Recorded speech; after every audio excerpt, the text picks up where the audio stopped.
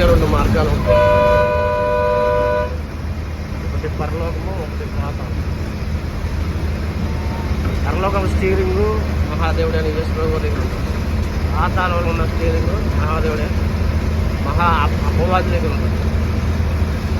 కనుక మనం మహాదేవుడిని యేసుప్రభువు స్టీరింగ్లోనే ఉండాలి.